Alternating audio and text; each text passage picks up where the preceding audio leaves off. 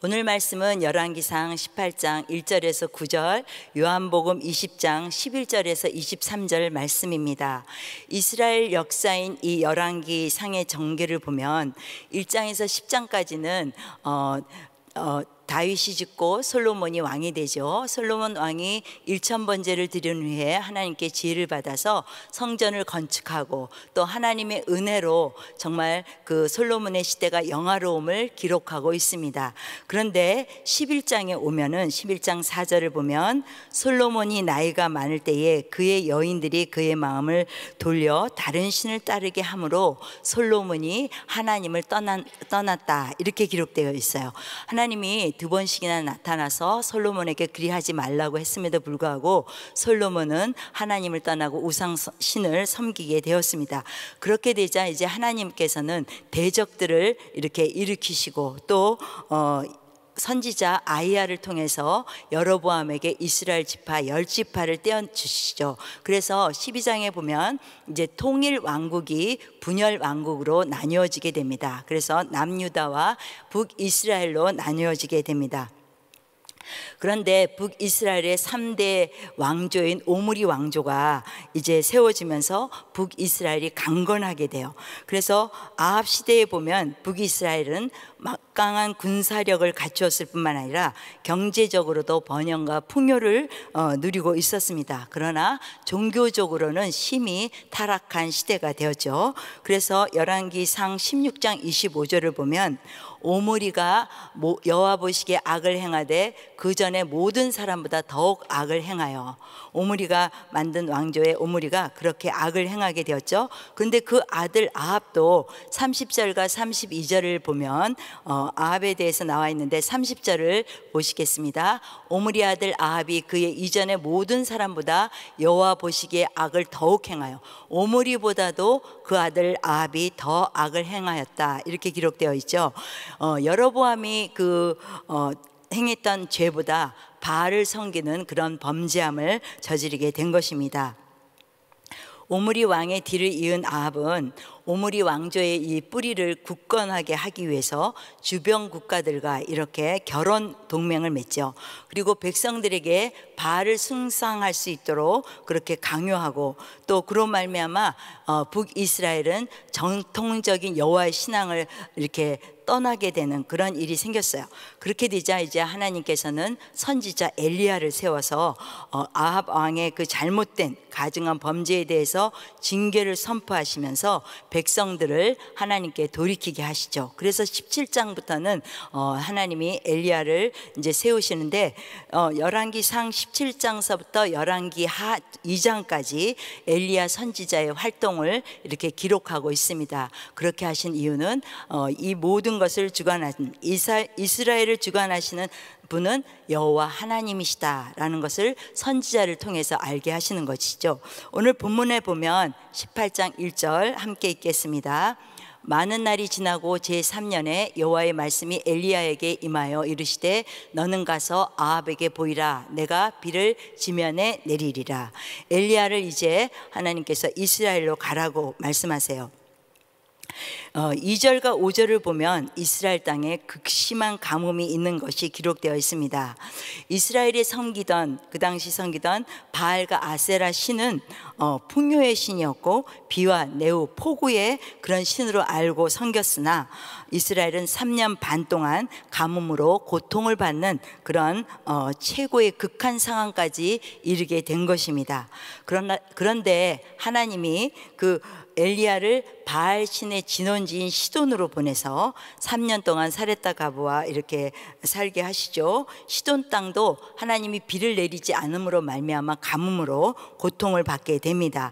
그런데 하나님의 신기한 능력으로 사렙다 가부의 떡가루통에 떡가루가 떨어지지 아니하고 또 기름통에 기름이 마르지 않게 하심으로 말미암아 3년을 살게 하시는 거예요. 그래서 시돈 땅에서 엘리야는 바알이 아무 능력이 없는 신이라는 것을 철저히 깨닫게 됩니다.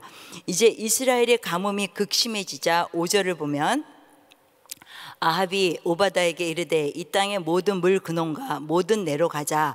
혹시 꼴을 얻으리라. 그리하면 말과 노새를 살리리니 짐승이 다 잃지 않게 되리라 하고, 여기 보면 아합 왕은 가뭄으로 고통하는 백성들을 위한 어떤 행동을 하기보다는 자신의 짐승들, 말들, 노새를 잃을까 봐 걱정해서 물을 찾아 나서는 걸 볼 수가 있습니다. 솔로몬 왕은 이스라엘 왕으로 하나님의 백성을 잘 다스리기 위해서 지혜를 구했더니 하나님께서 그가 구하지 않은 모든 것을 더 풍성히 내려주셨어요. 그런데 아합은 자기의 짐승을 위해서 이렇게 수고하는 것을 볼 수가 있습니다. 하나님의 축복은 나만을 위한 것이 아니라 하나님 나라를 위해서, 그분의 나라가 왕성하기 위하여 구할 때 우리가 구하지 않는 것 또 하나님이 우리에게 허락하여 주신 줄 믿습니다. 그래서 오늘 이 아침에 나오신 여러분, 자신들만을 구하는 것이 아니라 하나님 나라와 의를 먼저 구할 때 하나님이 주시는 복을 누리는 여러분이 되시기를 축복합니다. 그런데 이제 아합 왕에 비해서 왕궁을 다스리던 오바다는 3절 후반에 보면 여호와를 지극히 경외하는 자라 이렇게 기록되어 있죠. 그리고 4절과 13절에 뭐라고 기록되어 있냐면, 이세벨이 여호와의 선지자를 멸할 때 오바다가 선지자 100명을 가지고 50명씩 굴에 숨기고 떡과 물을 먹였더라. 그가 아무리 왕궁을 이렇게 관리하는 자라 할지라도 그 가뭄에 100명을 떡과 물을 먹였다는 것은 얼마나 수고하고 애쓴 것을 볼 수가 있습니다. 그런데 이 이야기가 2번 나온다는 것은 하나님께서 오바다의 행위를 기억하셨다는 거죠. 정말 요즘은 개인주의 사상으로 이렇게 흘러가고 있는데, 하나님을 사랑함으로 하나님의 나라를 위해서 기꺼이 봉사하고 힘이 듦에도 하나님이 기뻐하시는 일을 한다면 하나님이 기억하는 성도가 되시는 줄 믿습니다. 그래서 이제 엘리야 선지자가 오바다를 만나 이야기하는 것이 7절과 15절에 기록되어 있습니다. 이때 상황은 아합이 이제 엘리야를 찾기에 혈안이 되었고, 하나님의 종들은 생명을 부지하기 위해서 숨어야 되는 그런 현실이었어요. 그들이 그렇게 하는 이유는 뭐냐면, 엘리야와 같이 하나님을 경외하는 모든 선지자들이로 인해서 농경의 신 바알이 진노했다는 거예요. 그래서 그들에게 가뭄을 주었기 때문에 엘리야를 잡아 죽이고 또 이 하나님의 사람들을까지도 죽이려 했던 그것입니다. 그래서 16절에 오바다가 이제 엘리야 말을 듣고 아합을 데리고 오죠. 그래서 17절을 보면 아합이 엘리야에게 이렇게 얘기해요. 아합이 그에게 이르되 이스라엘을 괴롭히는 자여 너냐, 이렇게 얘기하는 거죠. 바알 숭배에 빠진 아합은 엘리야로 인해서 가뭄이 왔다고 생각을 하는 거예요. 그런 아합의 말에 18절에 엘리야가 이렇게 대답합니다. 내가 이스라엘을 괴롭힌 것이 아니라 당신과 당신의 아버지 집이 괴롭게 하였으니 이는 여호와의 명령을 버렸고 당신이 바알들을 따랐습니다. 이렇게 얘기하는 거예요. 엘리야는 이스라엘 땅의 기근이 하나님의 백성이 하나님의 명령을 버리고 우상을 섬김으로 말미암아 온 것이다, 이렇게 담대히 말하고 있습니다. 그래서 엘리야는 이제 아합 왕에게 이스라엘과 이세벨 상에서 먹는 바알 선지자 450명, 아세라 선지자 400명을 갈멜산으로 이렇게 모아달라고 요청을 하게 됩니다. 오늘 말씀을 보면 우리 사람들은 이 땅에서 잘 살기 위하여 이 땅의 방법대로 살려는 경향이 있다는 거죠. 그러나 이스라엘 백성을 구별하여 부르신 하나님은 하나님의 백성은 하나님으로부터, 만복의 근원 되신 하나님으로부터 복을 얻게 된다. 그래서 3년 반 동안 가뭄으로 인하여 고통을 받게 하고 이제 엘리야를 통해서 비를 내려주시는 하나님은 하나님의 백성은 하나님의 방법대로 하나님을 섬김으로 복을 받는다는 것을 이스라엘 민족에게 알려주시는 것이죠. 이제 요한복음 20장을 보면 11절과 18절까지는 무덤가에 있던 막달라 마리아가 주님의 부활을 이렇게 목격하는 이야기이고 19절에서 23절까지는 부활하신 예수님이 제자들에게 찾아오시는 이야기가 기록되어 있습니다. 오늘 사도 바울이 예수님의 십자가의 죽음과 부활을 사건을 이렇게 기록해 놓는데, 이것은 기독교 신앙에 너무나 중요한 이야기예요. 사복음서에 예수님의 부활 사건이 다 기록되어 있습니다. 약간씩 다르게 기록되어 있기는 하죠. 마태복음을 보면 막달라 마리아와 다른 마리아가 예수님의 무덤에 갔다고 기록되어 있고, 누가복음에 보면 막달라 마리아와 요한나와 야고보 모친 마리아, 이렇게 세 사람 이상이 무덤에 갔다고 기록되어 있고, 또 마가복음 16장 9절을 보게 되면 예수님이 첫째 살아나신 후에 7 귀신을 쫓아내어 주신 막달라 마리아에게 먼저 보였다, 첫 번째 증인이다, 이렇게 기록되어 있어요. 사복음서를 다 통해서 보면 막달라 마리아 이외에도 여러 여인이 함께 예수님의 무덤에 갔는데, 사도 요한은 막달라 마리아에게 초점을 맞춰서 상세하게 어떻게 무덤에서 부활하신 예수님을 만났는지를 기록하고 있습니다. 그 이유는 요한복음은 사복음서에서 제일 마지막으로 기록된 복음서예요. 사람들이 예수님의 죽음과 부활을 믿지 않고 이단들이 잘못된 이론들을 펴서 미혹했기 때문에 사도 요한은 요한복음을 통해서 이렇게 상세히 예수님의 부활을 기록하고 있는 것입니다. 이제 20장 10절을 보면 두 제자가 무덤에 주님이 계시지 않다는 것을 와서 보고 확인하고 돌아갑니다. 그런데 오늘 11절을 보면 마리아는 무덤 밖에 서서 울고 있더니 울면서 구부려 무덤 안을 들여보고, 마리아는 그 자리를 떠나지 않고 주님의 시체라도 찾으려고 울면서 그 무덤 안을 쳐다보죠. 그랬더니 그 무덤 안에는 두 천사가 주님이 누워있던 그 자리에 서 있는 것을 보게 됩니다. 천사들이 마리아야 왜 우니? 이렇게 물어봐요. 그랬더니 마리아가 누가 예수님을 어디에다 두었는지 모르겠다고 대답을 하지요. 그때 부활하신 예수님이 마리아 뒤에 계셨어요. 그런데도 마리아는 알아보지 못했더라. 마리아가 생전에 보던 예수님과는 다른 모습인 것 같습니다.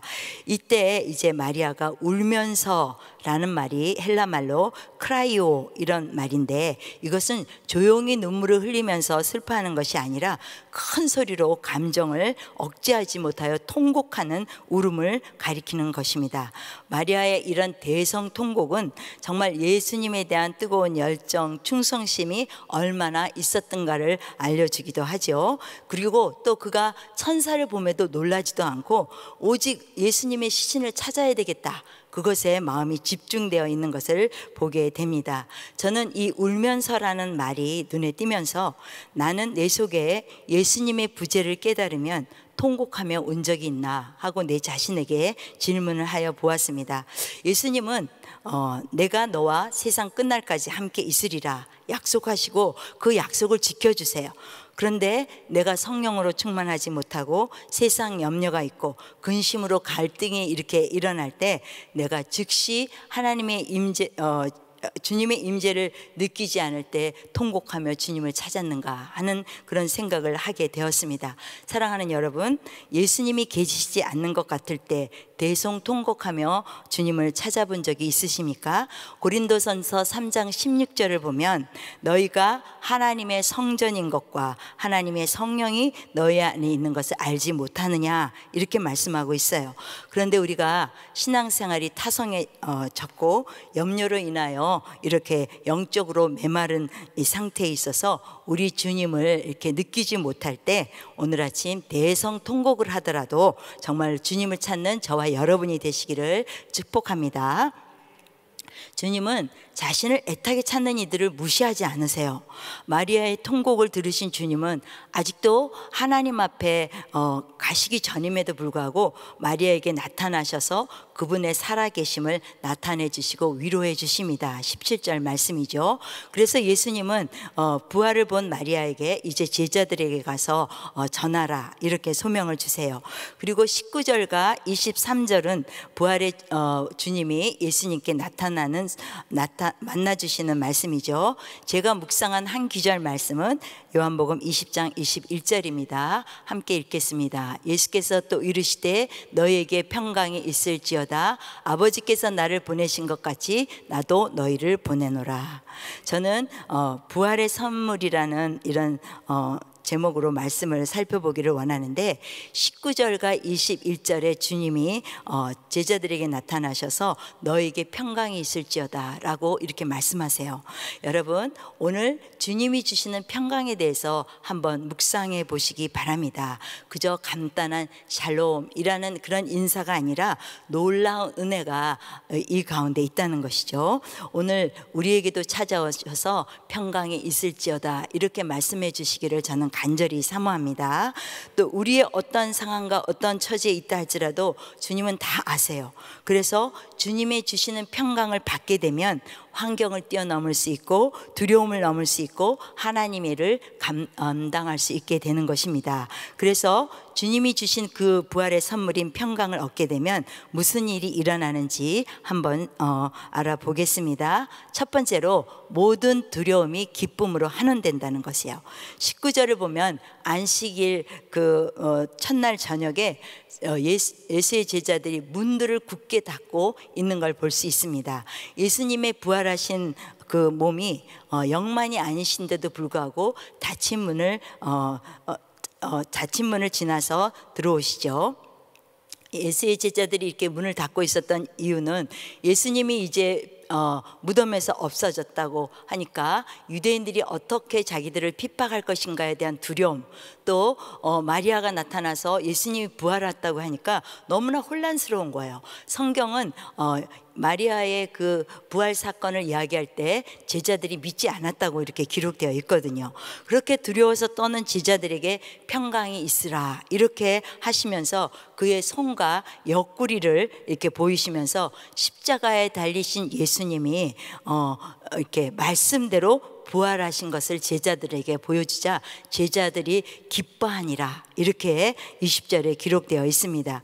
주님이 영으로만 오신 것이 아니라 주님이 말씀하신 그대로 찬자국과 못자국을 보여줌으로 말미암아 확실히 십자가에서 돌아가신 예수님이란 걸 알게 되니까 그들이 두려움이 기쁨으로, 죽음의 두려움에서 부활의 기쁨으로 이렇게 환원된 것을 볼 수 있습니다.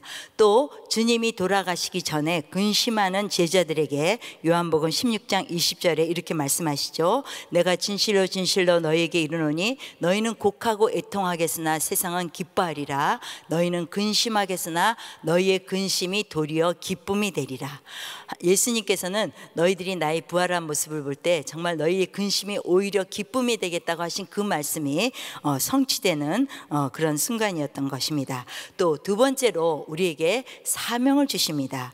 21절을 보면 예수님이 또 다시 너에게 평강이 있을지어다 말씀하시고 제자들에게 아버지께서 나를 보내신 것 같이 나도 너희를 보내노라 이렇게 말씀하세요. 자신들의 미래가 어떻게 될 것인지, 또 자신들이 주님과 같이 죽게 되지 않을 것인지 이렇게 두려움을 떨던 그 제자들에게 부활하신 예수님은 오셔서 정말 주님이 세상을 향해 너희들을 나와 같이 보낸다 이러면서 그들의 존재 자체가 완전히 변화된 것을 말씀하고 계십니다. 그뿐 아니라 17절 후반을 보면 예수님께서 마리아에게 뭐라고 말씀하셨냐면 내 형제들에게 가서 이르되 내가 내 아버지 곧 너희 아버지 내 하나님 곧 너희 하나님께로 올라간다 하라 하시니, 예수님이 부활하시고 난 후에 정말 우리는 거룩하신 하나님 앞에 설 수 없는 그런 자였는데 예수님께서 우리를 위해서 돌아가시고 부활하심으로 말미암아 하나님이 예수님의 아버지만이 아니라 우리의 아버지가 된 거예요. 또 제자들의 아버지가 된 거예요. 그래서 그들의 정말 급격한 예수님의 부활로 말미암아 신분이 변화된 거죠. 하나님의 아들로 신분이 변화된 것입니다. 그래서 정말 그리고 또 그 제자들을 세상으로 보낸다는 말은, 또 우리 믿는 우리들도 세상을 향하여 복음을 전하라고 하는 말은 우리가 이제 세상과는 구별된 하나님의 백성이 됐다는 것을 의미하는 것이죠. 그래서 저와 여러분은 예수님이 세상으로 보내셔서 그리스도의 복음을 전하는 자가 되는 줄 믿습니다. 또 이제 성령을 받으라고 말씀하십니다. 22절을 보면 그들을 향하여 숨을 내쉬며 이르시되 성령을 받으라. 이 말씀을 보면 창세기 2장에 하나님께서 흙으로 인간을 지으시고 지으신 그것이 기록되어 있는데, 창세기 2장 7절을 한번 보죠. 여호와 하나님이 땅에 흙으로 사람을 지으시고 생기를 그 코에 불어넣으시니 사람이 생명이 된지라. 하나님께서 흙으로 인간을 만드시고 코에다 그의 그 생기를 넣으심으로 말미암아 같은 흙으로 진 동물과 구별했을 뿐만 아니라 주님께서 하나님께서 친히 생기를 인간에게 부어주셔서 이제 인간은 하나님과 친밀한 교제 가운데 살아있는 사람으로 살게 하신 하나님의 목적이 있으신 줄 믿습니다. 저는 그 요한복음을 묵상하다가 창세기와 오버랩되는 것을 깨달았어요. 창세기는 정말 우리가 눈에 보이는 하나님의 피조물의 세계를 창조하였다면, 요한복음을 통해서는 우리가 눈에 보이지 않는 영의 세계를 창조하신 것을 우리에게 깨닫게 하신 거죠. 제가 이제 오늘 시간이 좀 많이 가서 창세기와 그 요한복음 1장을 이렇게 비교하기는 시간이 좀 걸려서 제가 이것은 스킵하지만, 정말 십자가에서 부활하신 주님은 이제 제자들에게 숨을 내쉬고 성령을 받으라 하시며 우리를 성령으로 거듭나게 하시는 거예요. 그래서 하나님이 아담을 지으시고 코에 생기를 넣으신 후에 생육하고 번성하여 땅을 정복하라 하신 사명을 주신 것처럼, 하나님이 우리에게 성령을 받으라 하신 것은 우리에게 주신 사명을 감당하게 하신 이유인 줄 믿습니다. 그래서 이제 성령을 받게 되면 복음을 전할 때 하나님의 권능이 나타나게 되는 거예요. 그래서 사도행전 1장 8절을 보면 오직 성령이 너에게 임하시면 너희가 권능을 받고 예루살렘과 온 유다와 사마리아와 땅끝까지 이르러 내 증인이 되리라, 이렇게 말씀하시는 거예요. 성령이 우리에게 임하면 우리가 권능을 받게 되죠. 그런데 요한복음 20장 23절에도 이런 말씀을 하세요. 너희가 누구의 죄든지 사하면 사하여질 것이요 누구의 죄든지 그대로 되면 그대로 있으리라 하시니라. 죄를 사하는 권세가 누구에게 있죠? 죄를 사하는 권세는 마가복음 2장 7절에 오직 하나님 한 분 외에는 죄를 사하는 권세가 없다고 이렇게 기록되어 있습니다. 그런데 주님이 왜 이런 말씀을 제자들에게 하셨을까요? 우리가 성령을 받고 이제 복음을 전하게 되면 복음을 전해드린 사람들이 예수를 믿음으로 말미암아 그들의 모든 죄가 사하여진다는 거예요. 그러나 복음을 듣고 예수를 믿지 않는 자들에게는 그들의 죄가 그대로 그들에게 있다는 것을 말씀하고 있습니다. 이와 같이 성령을 받은 성도가 복음을 전하는 자, 구원의 복음을 외치게 되면 주님이 그 권세를 우리에게 위임하셔서 우리로 하여금 권세 있는 하나님의 권능을 받고 복음을 전하는 그런 자가 된다고 말씀하고 있습니다. 그래서 사도 바울도 로마서 1장 16절에 이렇게 말씀하여 내가 복음을 부끄러워하지 아니하노니 이 복음은 모든 믿는 자에게 구원을 주시는 하나님의 능력이 된다는 거예요. 우리가 아무리 인간적으로 약하고 부족하다 할지라도 우리가 예수 그리스도의 복음을 전할 때 그들이 받아들이기만 하면 하나님께서는 죄와 사망의 법에서 생명의 법으로 그들을 구원하여 주시는 줄 믿습니다. 우리는 팬데믹이라는 이 거대한 이 장애물 가운데 있어요. 그렇지만 하나님이 주님께서 십자가에서 부활하시고 우리에게 준 선물, 평강의 선물, 또 성령을 주시고 또 우리에게 사명을 주셔서 우리로 하여금 하나님의 나라를 위해서 힘써 일하라, 이렇게 오늘도 우리에게 권면하시는 줄 믿습니다. 그래서 하나님의 복음을 받은 자로서 정말 지금도 어둠 가운데 힘들어하고 어려워하고 이 팬데믹 상황이 길어지자 사람들이 많은 우울증으로 시달리게 되는데, 그분들에게 가서 하나님의 빛, 말씀의 빛인 생명이신 예수 그리스도를 증거함으로 말미암아 그들을 사망에서 생명으로 건지는 저와 여러분이 되시기를 예수 이름으로 축복합니다. 기도하겠습니다. 살아계신 하나님 아버지, 우리는 부족하고 연약할지라도 예수 그리스도로 말미암아 하나님 앞에 담대히 설 수 있는 저희들이 되게 하신 것 진심으로 감사를 드립니다. 또한 우리에게 성령을 허락하여 주셔서 우리로 하여금 그리스도의 복음을 전하는 자로 위임하여 주시니 감사를 드립니다. 오늘 이렇게 아침에 대면 예배로 또한 영상으로 새벽 예배를 드리는 모든 성도들에게 성령의 충만함을 허락하여 주셔서 그리스도의 복음을 전하는 모든 분들이 될 수 있도록 허락하여 주시옵소서. 감사하고 예수님의 귀하신 이름으로 기도함나이다. 아멘.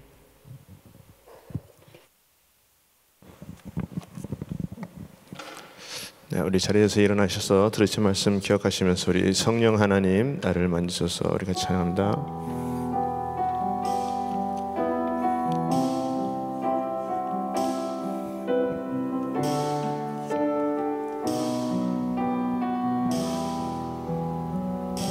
성령 하나님 나를 만지소서.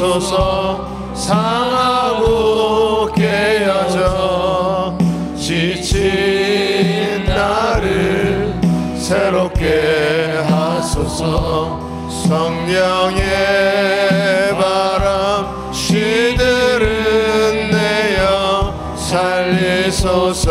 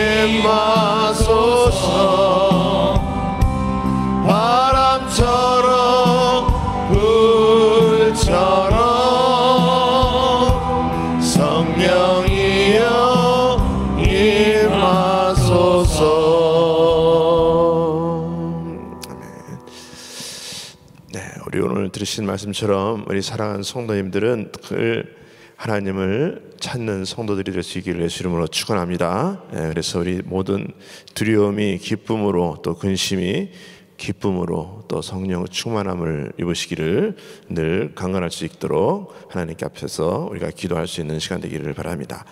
자, 우리 시간에 또 마음에 소원이 있으신 분들은 가슴에다 손을 모으시고 아픈 분들은 아픈 곳에 또 믿음으로 손을 얹으시기 바랍니다. 걸어가신 아버지 하나님, 아버지 감사합니다.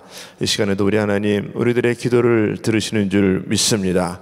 우리 하나님 오늘도 우리에게 말씀하여 주시고 하나님 우리가 늘 하나님 기뻐하시는 성도 될 수 있도록 하나님 붙들어 주시옵소서. 하나님을 찾는 성도 되게 하여 주시옵소서. 주님의 평강이 임하게 하시고 성령이 늘 충만함으로 덧입는 심령들 다 될 수 있도록 하나님 역사하여 주시옵소서.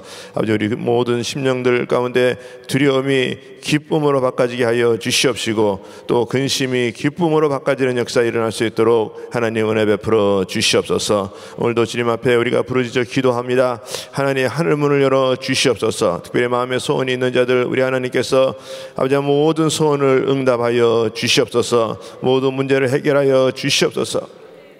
모든 막힌 것들이 다 예수의 이름으로 열려지는 역사 있게 하여 주시옵시고, 관계가 회복되게 하여 주시옵시고, 다시 한번 심령이 살아나게 하여 주시옵시고, 금전적인 문제들이 해결받게 하여 주시옵시고, 건강의 문제들이 해결받게 하여 주시옵시고, 모든 기도의 문제들이 응답받는 역사에 일어날 수 있도록 하나님 은혜 내려 주시옵소서. 특별히 육신이 아픈 자들이 이 시간에 예수의 이름으로 아버지 예수님 아픈 곳에 믿음으로 손을 얹었습니다. 열아파 치유 하나님께서 이 시간에 만져 주시옵소서. 치유하여 주시옵소서. 깨끗게 하여 주시옵소서. 모든 암덩어리들이 다 예수의 이름으로 떠나가게 하여 주시옵시고, 모든 고질병들이 다 치유받게 하여 주시옵시고, 아버지 셈 없는 심령들 다 될 수 있도록 하나님 역사하여 주시옵소서. 내가 나사렛 예수의 이름으로 명하노니 깨끗함을 받을지어다, 치유받을지어다. 주님의 이름으로 모든 심령들 아픈 곳에 다 예수의 보혈의 능력으로 깨끗함을 받을지어다. 하나님 역사하여 주시옵소서. 하나님의 기적이 경험될 수 있도록 하나님 은혜 베풀어 주시옵소서.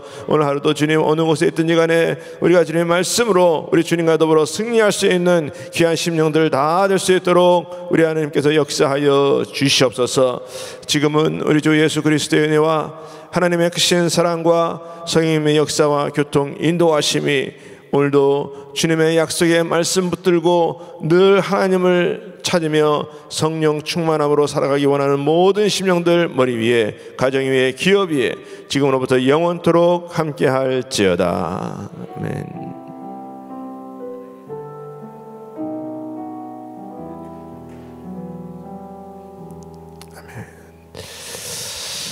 할렐루야. 우리 기도할 자리 잡으시고 우리 같이 기도하는 시간 갖도록 하겠습니다. 우리 오늘도 기도하실 때에 이 나라를 주님께서 회복시켜 주시옵소서. 또 모든 악법들을 또 저지시켜 주시옵시고, 또 우리 하나님의 역사를 이루시고 정말 청교도 신앙으로 회복되는 역사들 일어나게 하여 주시옵소서. 위해서 기도해 주시고 또 우리 조국 대한민국을 위해서도, 또 우리 북한 땅을 위해서도 기도해 주시고, 우리 선교지와 우리 선교사님들 위해서 기도해 주시고, 우리 담임 목사님 또 한국 일정 또 잘 마치고 또 돌아오실 수 있도록 위해서 기도해 주시고, 오늘도 우리가 정말 가지고 나온 기도 제목 주님 앞에 기도할 때 응답받고 돌아갈 수 있는 시간 되게 하여 주시옵소서. 우리 같이 주여 부르짖고 통성으로 기도합니다. 주여, 주여, 주여. 걸어가시 아버지.